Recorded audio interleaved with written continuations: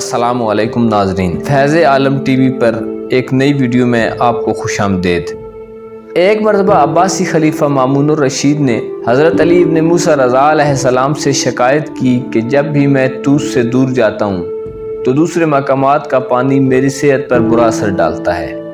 इमाम रज़ा अलैहिस्सलाम ने खलीफा मामून रशीद को फरमाया, ऐ खलीफा, तूस का पानी जिस बर्तन में साथ लेकर जाते हो उसे खाली ना होने दिया करो, बल्कि जब उसमें थोड़ा सा पानी बच जाए तो जिस मकाम पर रुकते हो उसका पानी लेकर पहले पानी में मिला दो।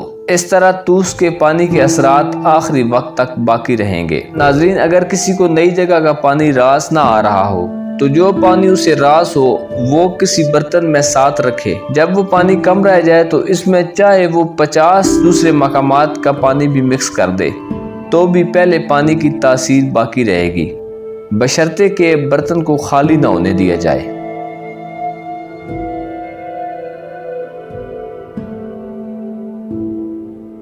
नाज़रीन कराम, अगर आपने अभी तक हमारा YouTube चैनल सब्सक्राइब नहीं किया तो बराए मेहरबानी हमारे चैनल को सब्सक्राइब कीजिए और साथ लगे बेल के बटन को ज़रूर प्रेस कीजिए ताकि हर आने वाली नई वीडियो आप तक पहुंच सके।